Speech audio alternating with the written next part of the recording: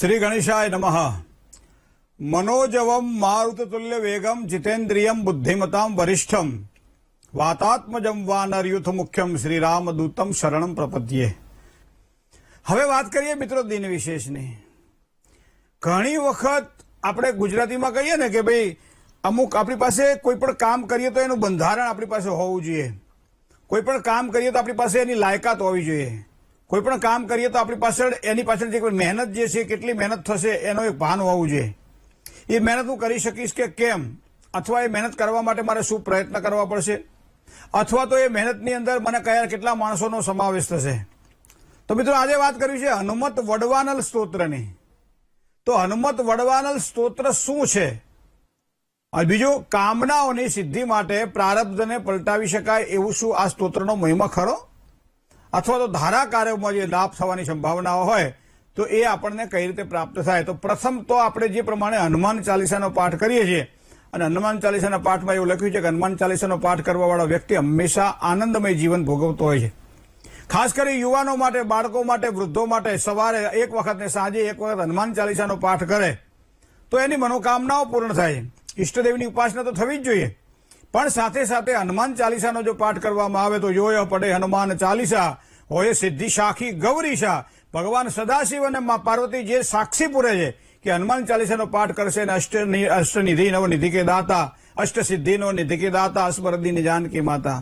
આ હનુમાન ચાલીસાના પાઠનું મહત્વ બધા જ લગભગ જનજનની અંદર કોઈ લગભગ યુવાન એવો ના હોય કે જેને હનુમાન ચાલીસાનો પાઠ ન આવડતો હોય।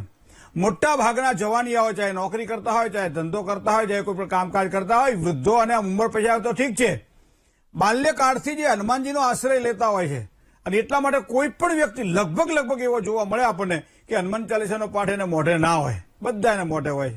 અને એવો હનુમાન ચાલીસાનો જે પાઠ છે અને એ કરવાથી બધા કામનાઓની સિદ્ધિ થાય। પણ ક્યારેક એવું બને કે હનુમાનજીની કોઈ વિશેષ આરાધના છે કે જે કરવાથી સફળતા પ્રાપ્ત થાય। હવે તમને વાત કરું, કોર્ટ કચેરીના લગતા કોઈ પણ પ્રકારના પ્રશ્નો હોય, કાવા દાવાઓને લગતા કોઈ પણ પ્રકારના પ્રશ્નો હોય, અને ખોટી રીતે જયારે આપણે અંદર ભેરવાતા હોઈએ અને આપણે દોષી ન હોવા છતાંય દોષના ટોપલા જયારે આપણી માથે આવી જતા હોય ત્યારે ઘરની અંદર કોઈને કોઈ વ્યક્તિ બીમાર રહેતું હોય, ક્યાંક ને ક્યાંક દવાખાનાના દરવાજાઓ તમારે વારંવાર ખટપટાવતા હોય, એના પગથિયા તમારે ચડવા પડતા હોય, હોસ્પિટલની અંદર મુલાકાત લેવી પડતી હોય, લાંબા સમય સુધી દવાઓ ભોગ કરવી પડતી હોય ત્યારે। ત્રીજું, જ્યારે કોઈ પણ સરકારી કામકાજની અંદર તમારો વાંક ન હોવા છતાંય વારંવાર તમારે પરેશાન થવું પડતું હોય, સરકારી નોકરીની સાથે સાથે રાજકારણ ક્ષેત્રે આપ સંકળાયેલા છો, સરકારી અધિકારી આપ છો, અથવા તો સરકાર સાથે કામકાજ કરવાના છે, અને એવા સમયે ખોટા બ્લેમ તમારા પર થતા હોય અને એના કારણે વારંવાર પરેશાન રહેતી હોય, કોઈ આમ સાથે એક બરખી નાખી દે આપણા નામની અને ધંધે વળગી જવું પડતું હોય છે, આપણે જોયું ઘણી વખત આવડે। તો આ બધી વાતોને આપણે એક જ જે કહેવાય ને કે એક જ જગ્યાએ આપણે કઈ રીતે સિદ્ધ કરી શકીએ। તો મિત્રો એના માટે એક સ્તોત્ર છે, એ હનુમાનજીનો આશ્રય કોને લીધો? આમ તો હનુમાનજીનો આશ્રય ઘણા લીધો છે, અને રામદૂત હનુમાનજીનો આશ્રય જે લે છે એ જીવનમાં ક્યારેય દુઃખી થતો નથી, પણ એની અંદર પણ શ્રી રામ રામાય નમઃ આ મંત્રનો છેલ્લે પ્રયોગ કરવામાં આવેલ છે। તો ભગવાન રામનો જે આશ્રય લે છે અને હનુમાનજીને જેને પ્રીતિ થાય છે તો એની મનોકામનાઓ પૂર્ણ થાય છે। અને એવો જ એક પરિચય થયો, એવો જ એક અનુભવ થયો વિભીષણને। લંકાની અંદર જે નગરી એવી હતી કે જ્યાં દુશ્મનો નિવાસ કરતા હતા, યહાં કહાં સજ્જન કર બાસા, પણ એવા સમયે એ વિભીષણને હનુમાનજી મહારાજનું દર્શન થયું, અને એના આંગણાની અંદર એમ કહેવાય છે કે રામાયણમાં લખેલું છે માનસમાં કે એના આંગણાની શોભા, તુલસીનો ક્યારો, રામ શબ્દ લખેલો, આ ઘણી બધી વાતો આપણને જોવા મળે છે, પણ વાત આજે આપણે બીજી કરવી છે। તો આવા સમયે વિભીષણજી મહારાજે હનુમાનજીનો આશ્રય લીધો, અને હનુમાનજીના આશ્રય લઈ અને હનુમાનજી માટે જે સ્તોત્ર, જે એનું ગાન જે કર્યું, હનુમાનજી મહારાજને રીઝવવા માટે નહીં, પણ હનુમાનજી મહારાજને પ્રિય બનવા માટે। તો કોઈ પણ વસ્તુ જયારે કરવાની હોય ત્યારે એનું બંધારણ, મેં કહ્યું ને બંધારણ વગર કોઈ કામ નકામું છે। એક સામાન્ય રીતે પાટીથી ખાટલો ભરવાનો હોય કે દોરીથી ખાટલો ભરવાનો હોય ને તો એનું બંધારણ આવે, જે ભરતા જોઈ લેજો તમે, બરાબર? એ જ પ્રમાણે અહીંયા બંધારણની વાત આવે તો કોઈ પણ સ્તોત્રની અંદર તમે એની આગળના ભાગની અંદર તમે જાઓ તો જેને વિનિયોગ કહેવામાં આવે છે। કોઈ પણ સ્તોત્ર જો વિનિયોગ વગરનો હશે, અશુદ્ધ હશે તો પરિણામ નહીં આપે, ઉપરથી ખોટા પરિણામ આપશે। કારણ કે આપણે ઘણી વખત જોઈએ અલક્ષ્મીરે બે નશ્યતામ તામ વૃણે, આવો એક શબ્દ પ્રયોગ થયેલો છે ક્યાં? શ્રી સૂક્તના પાઠની અંદર। મારી અલક્ષ્મીનો નાશ થાય, અલક્ષ્મીર બે નશ્યતામ ત્વામ વૃણે, પણ ઘણા લોકો શું કે છે, લક્ષ્મીર્મે નશ્યતામ તામ ઋણે ભૂલી જાય છે. હવે એના કારણે હાથમાં જે લક્ષ્મી હોય એ પણ નીકળી જાય, ખબર ના પડે. બરાબર, મતલબ કે એક નાનકડી ભૂલ એ પરિણામ વિપરીત અસર ઉભી કરાવડાવતા હોય છે. સ્તોત્રની અંદર, પાઠની અંદર, પૂજાની અંદર ભક્તિ અને ભાવ તો છે જ, પણ સાથે સાથે એમ કહેવાય છે કે તેલનું તળે આપણે તેલ કંઈક તળવા જઈએ, તેલનું એક નાનકડું એક ટીપું પણ જો હાથમાં ક્યાંક પડી જાય ફોટલો ઉભો કરી દેતો હોય. બરાબર, આ મારો તમારો અનુભવ છે મિત્રો. અને એટલા માટે દરેક છંદ છે, દરેક સ્તોત્રનો પોતાનો છંદ છે, દરેક સ્તોત્રનો પોતાનો એક મંત્ર છે, દરેક સ્તોત્રનો પોતાનો એક મહિમા છે મિત્રો. અને મહિમાની અંદર જે પાઠનો જે શું કરવાથી સફળતા મળે, તો આજ મારે કહેવું છે કે હનુમત વડવાલા સ્તોત્રનો જે પાઠ કરે છે અને વિભીષણજીએ જે ભગવાન શ્રી હનુમાનજી મહારાજની સ્તુતિ કરી એના જો વિનિયોગને જો ધ્યાનમાં રાખીએ તો અશ્ય શ્રી હનુમત વડવાનલ સ્તોત્ર મંત્રશ્ય, મતલબ આ મંત્ર છે, પાઠ તો આખો છે જ, પણ એ આખા પાઠની અંદર એક બીજ હોય, તો બીજમાં વૃક્ષ તું, વૃક્ષમાં બીજ તું, નરસિંહ મહેતો. બરાબર, એક નાનકડા બીજમાંથી જેમ વૃક્ષ બને એમ એક નાનકડા મંત્રમાંથી આખું સ્તોત્ર બનતો હોય છે. તો ગ્રંથનું મહત્વ તો છે જ, પણ ગ્રંથ કરતા વિશેષ મહત્વ છે મંત્રનું. અને એમાં એક જ ઈષ્ટ ઉપર રાખેલી શ્રદ્ધા હંમેશા સફળતા અપાવતી હોય છે. વારંવાર આપણે ઈષ્ટ બદલ્યા કરીએ, વારંવાર આપણી શ્રદ્ધા પ્રમાણે, શ્રદ્ધા તો નહીં હવે સ્વાર્થ કહેવાય આને, કારણ કે જે વારંવાર પોતે પોતાના ઈષ્ટદેવને બદલતા હોય છે, ઘડીકમાં કે આ માતાજીને પૂજીએ, ઘડીકમાં કે આ માતાજીને પૂજીએ, કોઈ વળી કે આ જગ્યાએ જાઓ માથું નમાવો તમારું કામ થશે, અમારું કામ થઈ ગયું છે, પછી ત્યાં જઈએ પણ કે આ દેવ ખૂબ જ સારા છે, આ દેવને ચાલતા જજો ત્યાં, આમ કરીને જજો ત્યાં, શ્રીફળ વધેરજો ત્યાં, ચૂંદડી ચડાવજો ત્યાં, નાળાછડી બાંધજો ત્યાં. ઘણા નાના નાના લોકો ચોટીલા પર્વત ઉપર જાય ને તો વચ્ચેના ભાગની અંદર બે ચાર પથરાઓ ભેગા કર્યા હોય, એ પથરાઓ લઈને આમ એકબીજા ઉપર, બીજા ઉપર, ત્રીજા ઉપર આમ ગોઠવ્યા કરે. એટલે આપણે પૂછીએ કે આ શું કરો છો, કે મારે ઘરનું ઘર થાય ને એવું માતાજી પાસે પ્રાર્થના કરું છું. આ શ્રદ્ધા છે, બરાબર છે મિત્રો, પણ ઘણી વખત એવું બને કે આ અંધશ્રદ્ધામાં તો તર નથી ને આપણે. આ બધી વસ્તુઓ જોવા મળે છે. એટલા માટે જ મંત્રનું મહત્વ છે મિત્રો. હંમેશા મનઃત્રાય, મનને શુદ્ધ કરે એ મંત્ર છે. અને મનને શુદ્ધ કરે એટલું જ નહીં, મનને જેને કે દરેક પ્રકારે જગ્યાએ વાળે, એનું નામ મંત્ર છે. તો એવા સમયે એમાં લખ્યું છે, એના વિનિયોગને લખ્યું છે કે સમસ્ત વિઘ્ન દોષ નિવારણ.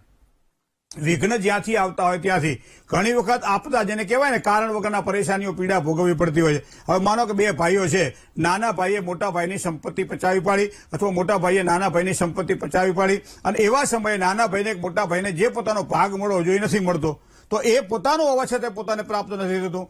બીજી વખત પોતાનું ઘર બનાવેલું છે છતાં પોતાના ઘરમાં રહેવા જઈ નથી શકતા, પોતાની મિલકત, પોતાની પ્રોપર્ટી હોવા છતાં તમે એને ભોગવી નથી શકતા. આવા બધા પ્રશ્નો જયારે સમાધાનકારી વલણ જયારે અપનાવવાનું હોય ત્યારે હનુમત વડવાનલ સ્તોત્રનો પાઠ ખૂબ જ સારો લાભ કરાવડાવે છે. અને બીજું દોષ નિવારણાર્થે, કોઈ પણ પ્રકારના દોષ હોય, દોષના નિવારણ માટે હનુમત વડવાનલ સ્તોત્રનો પાઠ અવશ્ય કરવો જોઈએ. બીજી વસ્તુ છે કે શત્રુ ક્ષયાર્થે, આમ સામાન્ય રીતે આપણે શું કહીએ છીએ, શત્રુ બુદ્ધિ વિનાશાય, શત્રુઓનો નાશ કરવાનો આપણા શાસ્ત્રમાં ક્યાંય ઉલ્લેખ નથી કર્યો. શત્રુઓની બુદ્ધિનો નાશ થાય, શત્રુ બુદ્ધિ નિવાસાય, શત્રુઓની બુદ્ધિનો નાશ થાય. અને એના માટે પણ હનુમત વડવાનલ સ્તોત્ર, કોઈ તમારો કોઈ એવો હરીફ ઉભો થતો હોય કે ધંધાની અંદર વારંવાર પરેશાની તમને આવતી રહેતી હોય, કોઈ એવો હરીફ ઉભો થતો હોય જે તમારા ધંધાને ભાગી નાખતો હોય, કોઈ એવો હરીફ ઉભો થતો હોય જે તમારા કરિયરને ખતમ કરી નાખતો હોય, એવા સમયે હરીફને દબાવવા માટે નહીં, એનું પણ કલ્યાણ થાય, પણ એના કરતાં વિશેષ મારું કલ્યાણ થાય એવી પવિત્ર અને પરમ ભાવના દ્વારા જે હનુમત વડવાનલ સ્તોત્રનો પાઠ કરે છે એને સુખાકારી સારી પ્રાપ્ત થાય છે. બીજું રાજકુલ્લ સંમોહનાર્થે, મતલબ સરકારી નોકરી માટે પ્રયત્ન કરી રહ્યા છો, સારું ભણેલા છો, સારું ગણેલા છો, સારી આવડત છે, સારી બુદ્ધિ છે, સારી વિદ્યા છે, અને છતાં સરકારી નોકરી નથી મળતી, તો આવા સમયે પણ હનુમત વડવાનલ સ્તોત્રનો પાઠ કરવાથી કોઈ પણ સારી નોકરીની અંદર અનુકૂળતા પ્રતિકૂળતાની જયારે વાત આવતી હોય ત્યારે અનુકૂળતા હનુમાનજીના કૃપાથી વધારે પ્રાપ્ત થાય છે. અને એ સારી પ્રાપ્તિ પછી સારામાં સારા ફળ આપણે ભોગવી શકીએ છીએ. એ ઉપરાંત તમે જુઓ કે સમસ્ત રોગ પ્રશમનાર્થમ, કોઈ પણ પ્રકારના રોગ, આધિ હોય, વ્યાધિ હોય કે ઉપાધિ હોય, આ ત્રણ રોગ છે મિત્રો. સૌથી મોટો ભવ રોગ છે, પણ આ ત્રણ કોઈ પણ પ્રકારના રોગ હોય, શરીરની અંદર ઘૂસી ગયેલો રોગ હોય, મનની વ્યાધિ હોય, શરીરના સંતાપ હોય, જે કંઈ પીડા શરીરને લગતી હોય, અને એવા સમયે હનુમત વડવાનલ સ્તોત્રનો જો પાઠ પદ્ધતિસર કરવામાં આવે તો એના કોઈ પણ પ્રકારના આવા રોગ, શોક અને દુઃખ દરિદ્રતાનો હનુમાનજી મહારાજની કૃપાથી નાશ થાય છે. બહુ સરસ આ સ્તોત્ર છે, તમે એક વખત વાંચી લેશો ને તો તમને એમ થશે કે દરરોજ કર્યા કરું, કારણ કે બહુ સરસ એવો સ્તોત્ર છે. બધી જ રોગની એક દવા, બરાબર. તો અહીંયા આ વસ્તુ આપણે જોઈ શકાય છે. બીજું તમને એક વસ્તુ, આયુહુ, આરોગ્ય અને ઐશ્વર્ય. વિચાર કરો, એક જ મંત્ર સ્તોત્ર છે અને એની અંદર આયુષ્ય પણ વૃદ્ધિ પામે છે, આરોગ્ય પણ સારું રહે છે અને સમૃદ્ધિનો પણ વધારો થાય છે. તો આ ત્રણ વસ્તુ એક જ જગ્યાએ ક્યાં મળે આપણને? તો તો એવા સમયે હનુમત વડવાના સ્તોત્રનું જે પારાયણ કરે છે એને સારામાં સારા ફળની પ્રાપ્તિ થાય છે. ઘણી વખત આપણે કંઈ તકલીફ નથી બોલો પણ ઘરમાં કંઈક પડ્યું છે ને વારંવાર ઘરમાં ચોરીઓ થતી આપણને જોવા મળે. હવે ઘરમાં રહે 5 જણા અને એમાં કંઈક ચોરી થાય, કોના ઉપર આળ મૂકવું? ક્યારેક બહારનું કોઈ આવે તો કોના ઉપર આળ, કોને ખબર પડે આપણે શું? પણ એવા સમયે ચોર ભય, કોઈ પણ પ્રકારના ચોરનો જ્યારે ભય રહેતો હોય અને વારંવાર ઘરમાંથી વસ્તુઓ જ્યારે ઓછી થઈ જતી હોય અથવા તો ઘરમાંથી કોઈ ચોરી જતું હોય ત્યારે એ ચોરનો ભય મનમાં રહેતો હોય, બીક રહેતી હોય, ડર રહેતી હોય કે અવાવરું જગ્યાએ મકાન લીધું છે, હવે આજુબાજુમાં કોઈ રહેતું નથી, હવે અહીં તો ગમે તે થઈ શકે છે. પણ આવા સમયે હનુમત વડવાલાના સ્તોત્રનો પાઠ કરો તો ચોરના કોઈ પણ પ્રકારના ભયમાંથી આપણને મુક્તિ મળે છે. રાજ ભય, ચોર ભય, બરોબર. બીજું તમને કહું, ઘણી વખત આપણને કોઈ કરી નાખ્યું હશે. અત્યારે બહુ પ્રશ્ન, ભણેલા ગણેલા સારું જે કહેવાય ને કે વેલ સેટ, વેલ એજ્યુકેટેડ માણસો છે એ એક વખત આ પ્રશ્ન તો પૂછશે જ કે 32-34 વર્ષનો છોકરો થયો મહારાજ, ભણેલો ગણેલો સારો છે, જોબ સારી કરે છે, અમારી પાસે પ્રોપર્ટી પણ સારી છે, પણ છતાં આને કોઈ કન્યા આપતું નથી, જ્યાં જોવા તો નનૈયો આવે છે, તો પછી જુઓ ને અમારા ઉપર કોઈ કંઈક કરી તો નહીં નાખ્યું હોય ને? આ પ્રશ્ન વારંવાર છે મિત્રો. હવે કદાચ હોઈ શકે ન હોઈ શકે એ 2 નંબરની વાત છે, પણ મનની અંદર એક વખત જયારે ભય ઘૂસી જાય ત્યારે આ વ્યક્તિ લાંબા સમય સુધી પીડા ભોગવતો હોય છે. તો આવા સમયે પરતંત્ર, પરમંત્ર, પરયંત્ર, પરવિદ્યા, કોઈ પણ પ્રકારના આવા દોષ હોય તો હનુમાનજી મહારાજના આશ્રયથી આ દોષ દૂર થાય છે. આ બધી જ વસ્તુઓ, બીજું તમને કહું, નિર્દોષ હોવા છતાંય સંડોવણી થતી હોય ત્યારે, રોગ પીડા દુઃખ જવાનું નામ નહીં લેતું હોય ત્યારે, દુશ્મનો દ્વારા પરેશાનીઓ રહેતી હોય, શત્રુઓ પીડા આપતા હોય ત્યારે આ ગધા 21 દિવસનો પ્રયોગ કરી શકો છો. વધારે પીડા હોય તો 41 દિવસનો પ્રયોગ કરી શકો છો. દરરોજ સવારમાં હનુમત વડવાના સ્તોત્રનો 41 દિવસ સુધી જો પ્રયોગ કરો અને સરસ્યનો તેલનો દીવો હનુમાનજી મહારાજની સ્થાપના કરીને એમની પાસે કરવામાં આવે તો સારામાં સારા ફળની પ્રાપ્તિ થાય છે. મંગળવાર અને શનિવારે પણ હનુમત વડવાના સ્તોત્રનો પાઠ કરી શકાય છે. તો હનુમત વડવાના સ્તોત્ર પાઠ કાંઈ મંગળવાર હોય ચાહે શનિવારે કરવાથી ખૂબ જ સારા લાભ થાય છે. વાસ્તુશાસ્ત્ર પ્રમાણે ઘરમાં નકારાત્મક ઉર્જાઓ જ્યારે હોય અને એવા સમયે પણ હનુમત વડવાલા સ્તોત્રનો પાઠ ન આવડતો તો કેસેટ વગાડવી જોઈએ, કોઈ વગાડવું જોઈએ. એના કારણે એના ધ્વનિ દ્વારા પણ એક સારા ફળની પ્રાપ્તિ થાય છે. નકારાત્મક ઉર્જા ઓછી થાય અને સકારાત્મક ઉર્જાની પૂર્તિ થતી જોવા મળે છે.